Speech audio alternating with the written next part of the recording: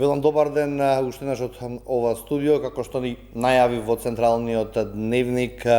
Темата на денешната емисија ќе биде, се разбира, цената на горивата во Македонија, како тоа ќе се одрази врз стандардот на граѓаните, особено кај оние граѓани кои што имаат ниски примања. 14,5 денари по литар поскапува дизелот, 5 денари за литар од ноќеска, од полноќ поскапуваат бензините.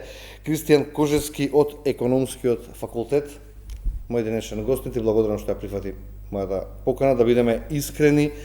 Овој разговор го договаравме предходната недела, четврток, петок, крајот на предходната недела, меѓутоа од она што зборувавме до сега се сменија многу работи, нема ти пречи што ќе го почнеме овој разговор, оваа емисија со најава за нова криза или како вие гледате на ова? Да, прво благодарам за поканата, да, во право бевте, некако светот многу брзо се менува, еве ги слушнавме и последните податоци за цената на енергенците.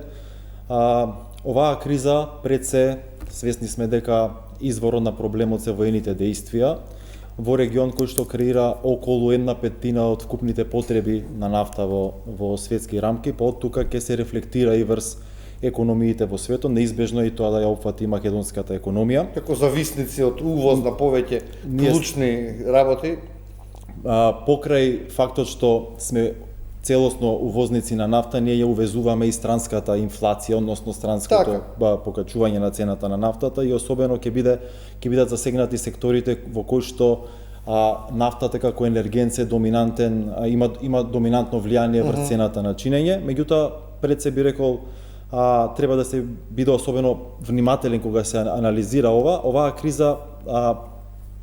Треба да се подели во два аспекти. Прво, интензитетот на кризата, да видиме до каде ќе оди поскапувањето на зголемувањето на цените на нафтата, и времетраењето. Од тука сметам дека ако оваа криза заврши релативно брзо на краток рок, работите би требало по логика на нештата да се нормализираат прилично брзо, меѓутоа доколку потрае ќе треба да се интервенира и со политиките на фискалната и монетарната политика, во кој што сметам дека барем поучени од предходната криза во 2022 година, сега сметам дека се со повисок капацитет за интервенција. Регионот се подготвува за, би го рекол, лошото сценарио. Србија забрани извоз на нафта и деривати. Хрватската влада реши да интервенира во цената на горивата. Што мислите што треба македонската влада да направи? Кои се вашите очекувања? Па на краток рок би очекувал да дојде до некое интервенирање во цените на нафтата. Тука се намалување на акцизата или намалување на ДДВ-то како мерки кои што ќе имаат инстантен, директен и ефект врз цената на нафтата. Ова можеби малку, доколку оваа криза продолжи да перзистира со ваков интензитет, би влијало и на монетарната политика, односно би влијало, јас би рекол, на воздржување од дополнително намалување на неформалната, на монетарната политика. Пред се тука мислам на каматните стапки кои што би се задржале на ова ниво, а доколку кризата се интензивира, секако ќе има и рестриктивна монетарна политика.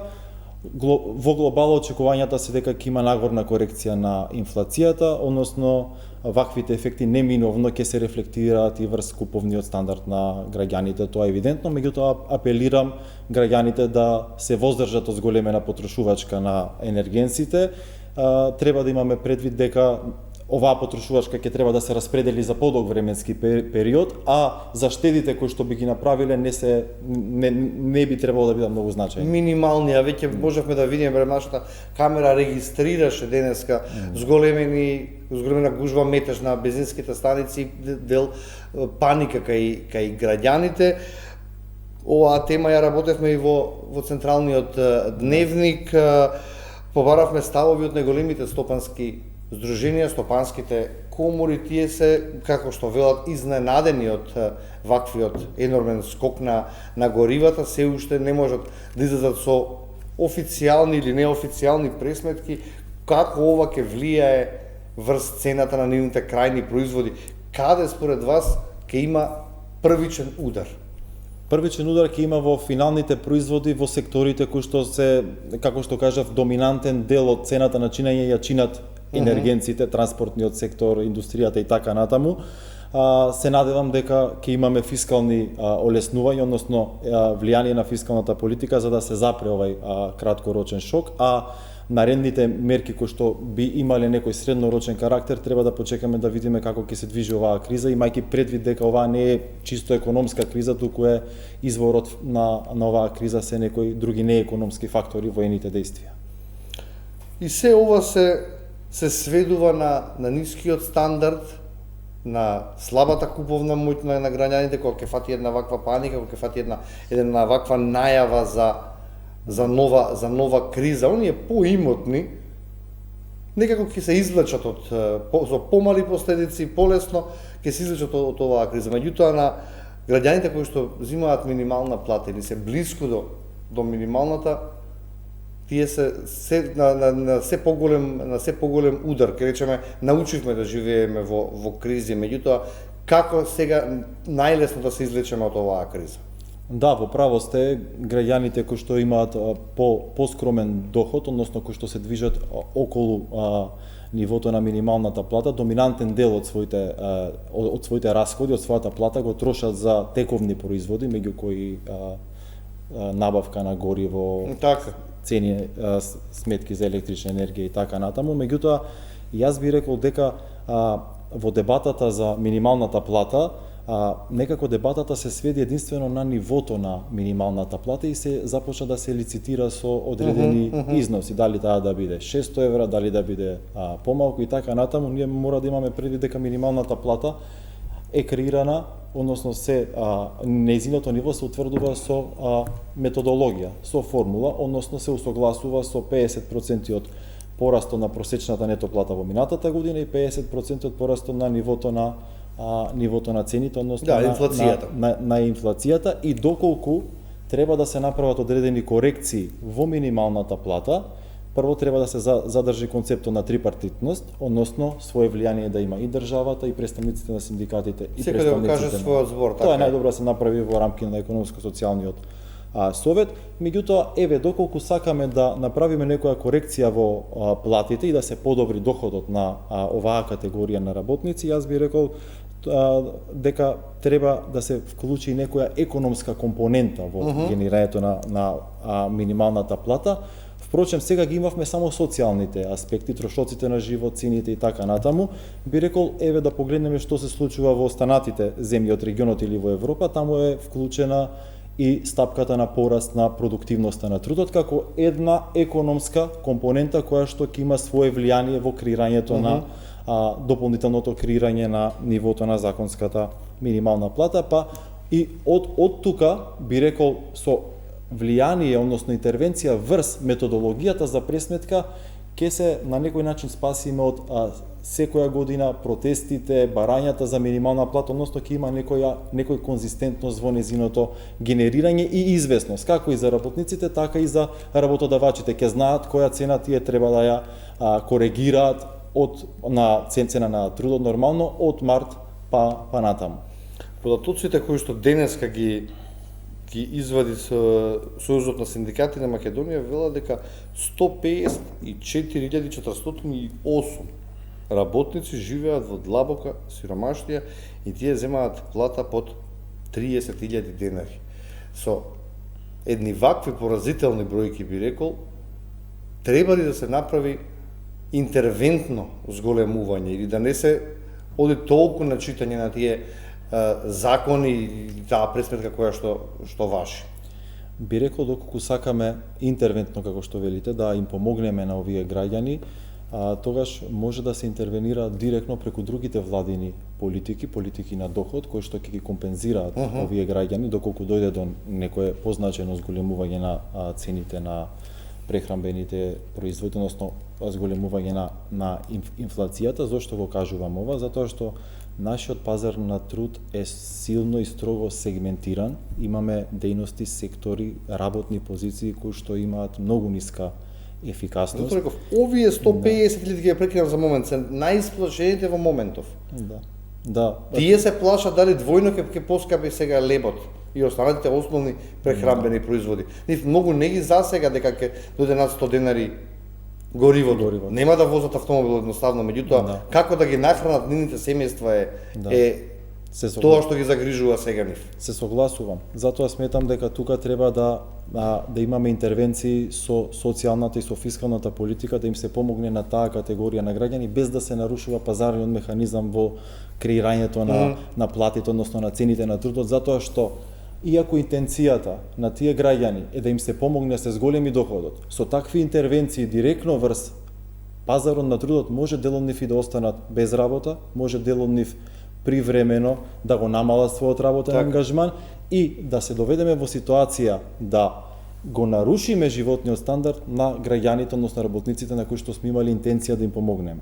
Така да сметам дека треба особено внимателно да се пристапи со мерките на пазарот на трудот. Да. Ставот на работодавачите го знаеме, велат дека имаме ниска продуктивност, не доволна за да се зголеми малку повеќе од она што е што велат законските правила, нели 50% од просечната и од инфлацијата. Како тогаш да зголемиме продуктивност ако работиме за ниски плати? Кој да биде стимулот? Стимулот треба да биде во преструктурирање на нашата економија, нешто што го гледам како долгорочен предизвик. Ние имаме сектори и дејности кои што во нашата економија кои што генерираат многу ниска додадена вредност, односно немаат потенцијал да го зголемат тој економски колач и оттука и се работи со стара технологија, не сака да се вложува во дигитализација или нешто што механизација која што би произвела повеќе производи во компаниите. Јас би рекол не само работните места и овие сектори, туку и нашата економија е строго сегментирана, односно нема доволна поврзаност помеѓу предпријатијата, помеѓу секторите. Ние имаме странски инвестиции кои што не се до крај поврзани со локалното окружување, со локалните бизниси. Тие креираат додадена вредност. Меѓутоа, таа вредност не се пресликува, не се мултиплицира во локалното економско окружување за да се создаде повисок економски колаж за да биде распределен, да има и за локалните бизниси, да има и за работниците. Ние кога го гледаме бизнис секторот, најчесто мислиме на тие големи компании кои што стваруваат огромни профити и така натаму. А 98% се малите и средни компании. Најголемиот работодавач во Македонија се малите, се микро и малите и средните бизниси. Тие, верувајте, немаат толкав капацитет да го покријат да ги покријат ваквите зголемувања. Впрочем, во најголем дел од случаите и стопанствениците или менаџерите на тие мали бизниси работат, би рекол јас, за некој доход кој што е приближно до платата, односно нема таква конкурентност да се борат до просекот, така. И тоа како би се променило сега? Што вели науката? Јас мислам дека треба да се мерките и политиките да се поделат на два дела. Прво, со политиката на доход, да се влие краткорочно, да се унапреди доходот, би рекол, не стандардот на граѓаните, туку доходот, нивната куповна моќ, а со среднорочната политика, преструктурирање, доквалификации, преквалификации на работната сила. Внимавајте, ние имаме 48% од работното население, кое што не работоспособно население кое што не е активирано на пазарот на трудот. Односно имаме 48% работници кои што можат да работат, меѓутоа не генерира никаква додадена вредност. Верувајте, ние не сме толку богата економија да си дозволиме таков луксус, половина од работоспособното население да не се активира никако на пазарот на трудот. Имаме една од најниските 700.000 неактивни. Тоа ни покажува дека ние имаме голем потенцијал кој што може да го вклучиме. Меѓутоа, добро, што прават тие луѓе? Кои се информациите вака од терен? Како може да имаме 700.000 неактивни што ниту работат, ниту бараат работа? Генерално, тие се дел од нив се ангажирани во рамките на неформалната економија, која што последните податоци кажуваат дека стигнува и до 100.000. 90 и нешто беа последните податоци. Последните се 90, меѓутоа кога споредуваме последниот квартал со тој пред него во претходната година имаме пораст од 10.000 работници. Тоа покажува дека веќе нивото на конкурентност на тие работници, нивото на квалификации, вештини, компетенции не е доволно високо за да тие бидат целосно интегрирани во рамките на формалната официјалната економија, за нив да се плаќаат придонеси, данок на доход и така натаму, што упатува на две фискални реперкусии. Прво, тие се зависни од државата во форма на социјални трансфери, а второ, државниот буџет пропушта од нив да ги наплати придонесите и даноците и така натаму. Така да тука треба да биде фокусирана среднорочната фискална политика, би рекол. По зачестени контроли, зголемување на свесност кај работниците, како би се или ако не може да се елиминира, да се намали овој феномен. А кого му одговара да биде дел од овој сив простор?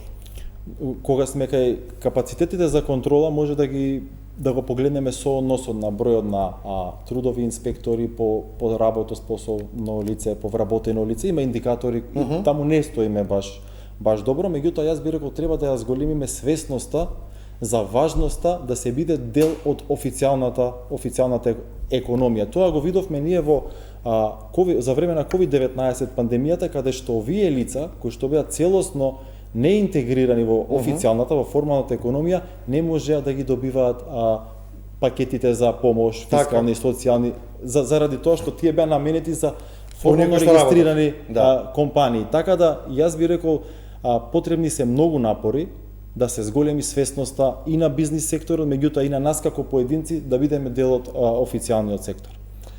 Така видиме оние кои што бараат работа. Имаме 100.000 кои што бараат работа на пазарот на труд, а секој ден имаме 10.000 слободни работни места. Може да се објасни тој феномен? Да. Стапката на слободни работни места во однос на претходните години е незначително, но е повисока. Тоа покажува дека има се објавени огласи кои што во моментот не се пополнети. Така. Кои што не се пополнети при отприлика 90.000 работници кои што бараат работа. Да. Јас ќе го надополнам овај податок со уште еден податок од Меѓународната организација на трудот, во кој што покажува дека за 2024 година 57% од вкупната вработеност е усогласена согласно образовните нивоа, додека 43% од работниците кои што активно во моментов работат има неусогласени нивоа на образование со она што се бара на работното место. Што значи тоа? Тоа значи дека лица кои што имаат повисоко ниво на образование, во кој што државата вложила дополнително школување, кој што тие вложиле, се вработени на работни места кои што под нивото образование не дозволува да го искориста нивниот потенцијал. Кога сме кај барателите на работа, тие се луѓе кои што подолго време не биле вклучени на пазарот на трудот. Без разлика тоа што невработеноста официјално кај нас е отприлика околу 11%. Да. Во таа невработеност 80% од тие работници спаѓаат во долгорочно невработени лица. Неквалификувани? Тие немале повеќе од 12 месеци, а дел од нив повеќе од 4 години допир со работодавец. Што се случува? Тие немаат на располагање дополнителни квалификации кои што се потребни, гледаме дека технологијата брзо се менува, немаат мотивација, се демотивирани дека ќе пронајдат работа, така да јас би рекол, вклучувањето, интеграцијата на овие работници, без разлика што бројката е 11% невработени, ќе биде енормно тешка задача, која што ќе има и фискални, и економски, и социјални импликации, односно дополнителни обуки треба да се направат, дополнителни квалификации, преквалификации, процес кој што мислам дека бизнис секторот сам не може од финансиски аспект да го поднесе, тука треба да интервенира и државата со соодветни фискални политики. Сметате дека државата треба да помогне на компаниите за дообука на персонал за продуцирање на работен кадар? И на компаниите, и на самите работници. Односно, државата да ја зголеми својата улога како интермедијар, како мост помеѓу бизнис секторот и работниците.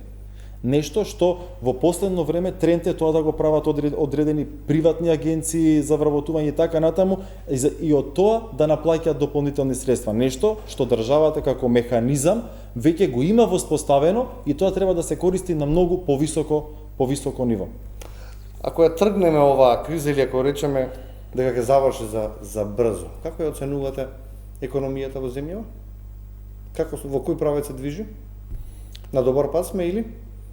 Со оглед на тоа што во последните неколку години забележуваме благ, се уште скромен пораст на продуктивноста на трудот, од една страна, меѓутоа од друга страна ги влечиме тие дисфункционалности и структурни неравнотежи веќе подолг временски период, сметам дека ние како економија се уште не сме влегле во процесот да фатиме чекор со високо развиените европски економии, односно јазот се уште перзистира и тој е поставен на многу високо ниво. Ние треба да имаме далеку попропулзивни стапки на продуктивноста на трудот, стапки на ефикасноста на креирање на нова бруто додадена вредност, повисока, да учествуваат попропулзивните сектори во економијата, за да може на некој начин да го намалиме тој јаз и да фатиме чекор со високо развиените европски економии. Ако не можеме со западноевропските, барем со земјите од источна Европа кои што се членки на Европската унија. Растот на бруто домашниот производ полека достигнува до кај 3,8, планот е да стигнеме до 5. Што тоа ќе значи за обичниот човек, за граѓаниот да објасниме?